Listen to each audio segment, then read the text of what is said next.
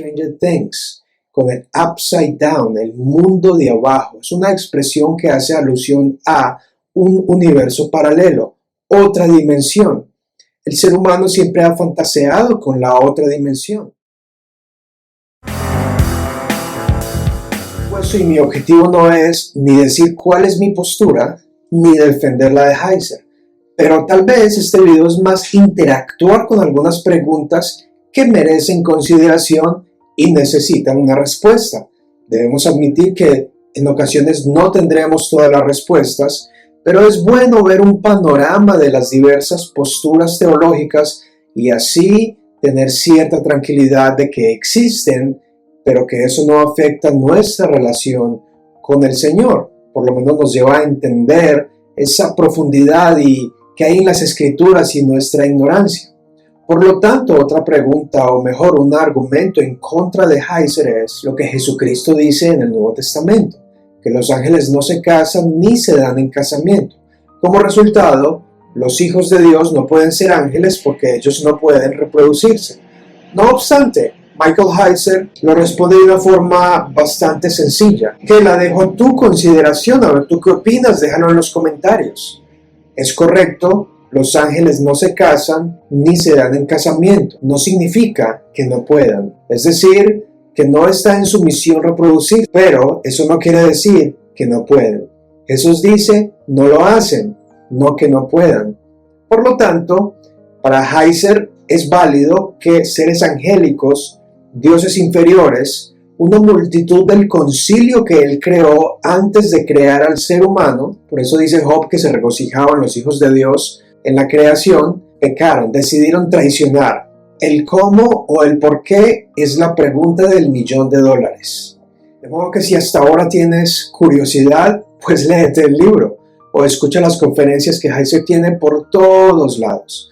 Sin embargo, vamos a escuchar la opinión de algunos teólogos históricos muy respetados y también a veces muy criticados. Martín Lutero, en su comentario a Génesis, comenta acerca de los gigantes y él dice que estos tiranos gigantes eran de estima y honrados entre nosotros como los más justos de todos los hombres. De acuerdo a este comentario de Lutero, él lo ve como hombres, como sabios. La expresión tiranos o gigantes para él no hace parte de otra especie diferente a los humanos, lo cual es lo que argumenta Heiser, que como resultado de la relación entre seres angélicos, los hijos de Dios y las hijas de los hombres, surgen los gigantes, unas deformidades, una raza diferente que no es angélica, pero tampoco es humana. Es por eso que están como suspendidos entre el cielo y la tierra. Miremos a otro autor bastante prolífico, aunque de nuevo también muy criticado, y creo que merece todos los estudiosos examinen y extraigan lo mejor de sus autores sin entrar en una pelea con ellos. En este caso, esto es lo que dice Juan Calvino, reformador de Ginebra en el siglo XVI, en su comentario tan amplio de Génesis. El figmento antiguo concerniente a la relación de ángeles y mujeres abundantemente refutada por su propia absurdidad, por su propia estupidez. Y es sorprendente que hombres tan educados crean en ella. Bueno, es interesante que tanto Lutero como Calvino ven que no son ángeles o que no son el producto de ellos, mejor dicho, que ni los hijos de Dios son seres angélicos y que el resultado de los gigantes no son otra raza, sino que son hombres poderosos o de buen nombre. No obstante, vale la pena preguntar, ¿por qué no interactúan con el texto?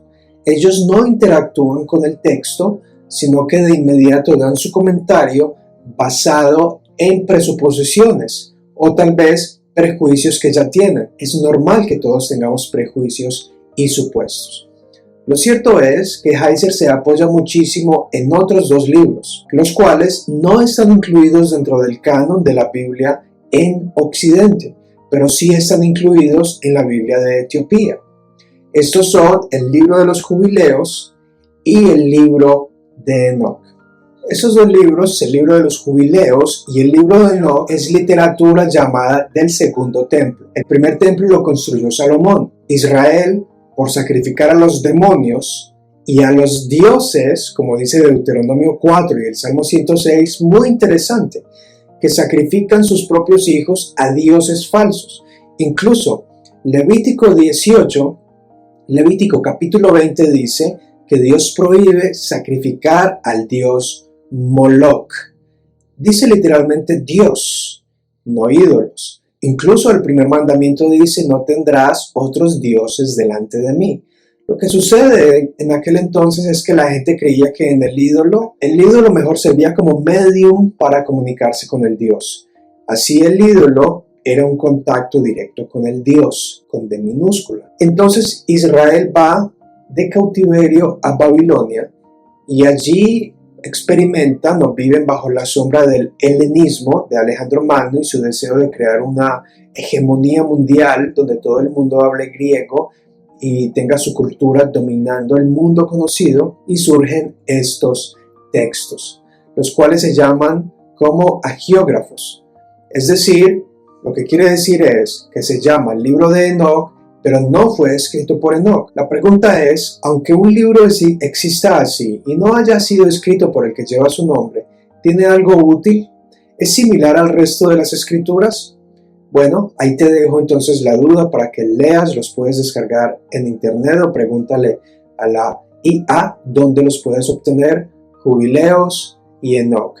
De allí es de donde se fundamenta en gran parte el entendimiento de este concepto del concilio divino, los seres angélicos que pervierten a los seres humanos enseñándoles brujerías y trabajo con la naturaleza, entre muchas otras cosas, y donde se desarrolla toda esta teología de los gigantes. ¿Recuerdas a Goliat? Ahí te dejo la inquietud. ¿Recuerdas al rey Og de Basán? Basán es otra expresión importante. Estoy solo arrojando píldoras, pero esto es solo una reseña.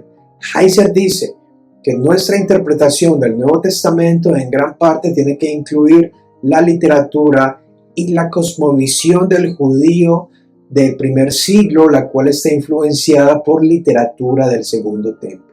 Michael Heiser dice lo siguiente en una sección de su libro: en el mundo antiguo semítico, la expresión hijos de Dios, del hebreo Benei Elohim, es una frase utilizada para identificar seres divinos con alto nivel de responsabilidades o jurisdicciones. Lo que quiere decir Heiser es que la expresión Elohim equivale a hijos de Dios y ocurre la base de su interpretación. Para muchos puede sonar raro esta postura, y el mismo Heiser dice: si es extraño, es porque es importante. Es un misterio envuelto en un enigma, por decirlo de esa manera. Ahora, ¿de qué sirve toda esta enseñanza?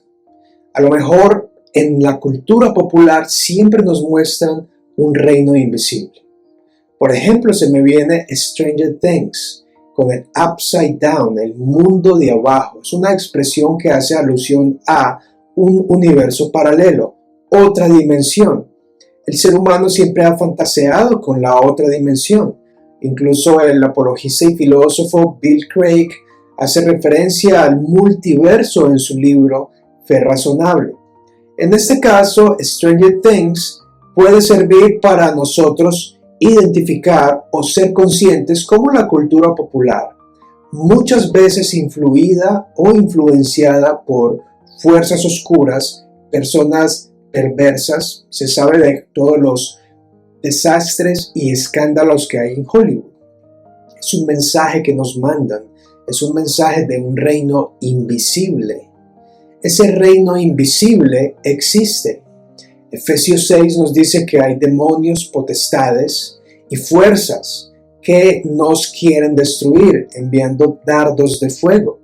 Jesucristo, cuando vino, cual campeón y paladín, dijo: salgan fuera a los demonios del Gadareno.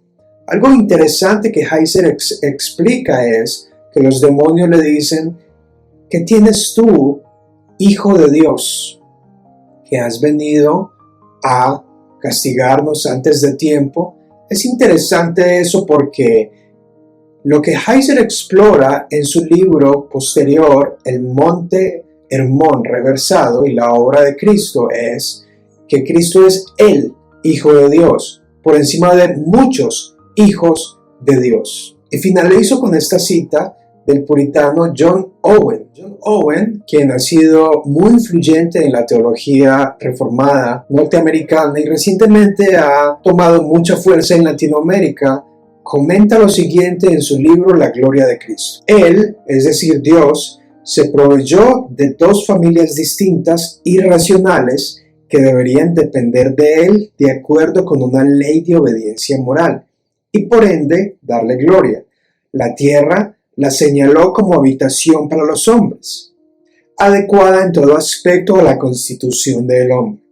Parte de la familia de arriba y toda la familia de abajo cayeron en su dependencia de Dios, y al cesar de ponerlo a Él en el centro como cabeza, decayeron en la discordia y enemistad entre ellos. El Evangelio es reconciliación. Colosenses dice que Cristo vino a reconciliar el cielo y la tierra, al igual que Efesios 1.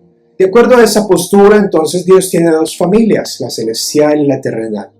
Y la obra de Cristo no se limita solo a la muerte para perdonar los pecados, sino a su venganza o destrucción y reverso, deshacer aquello que Satanás, sus demonios y todos los que se han rebelado hicieron para pervertir más y más al ser humano. De modo que la obra de Cristo puede verse de una forma quizás con un matiz especial, es decir, no limitada a nuestra esfera material o terrenal del perdón de nuestros pecados, sino a la esfera espiritual donde Él es el Hijo de Dios superior, en donde los demás hijos de Dios se sorprenden de que Él se haya humanado para hacer esta obra y reversar lo que los ángeles caídos o seres celestiales inferiores han hecho. Merece mencionar que Heiser no es el único autor ni antiguo ni moderno que creía eso. Padres de la Iglesia argumentan al respecto, como también autores modernos como el Dr. Armando Alducin, John MacArthur, Louis Johnson, entre otros. ¿Qué te ha parecido El Reino Invisible? ¿Has leído a Michael Heiser? ¿Has visto alguna de sus conferencias? ¿Por qué crees que puede ser relevante explorar esta postura? ¿Cuál es la implicación práctica para los cristianos y para la Iglesia creer en este aspecto sobrenatural? Al final de cuentas, toda la Escritura es sobrenatural, comenzando con la creación. Hasta aquí este episodio entonces, esta reseña del Reino Invisible por Michael Heiser.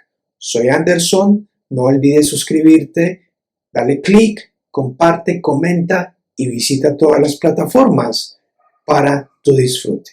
Hasta pronto.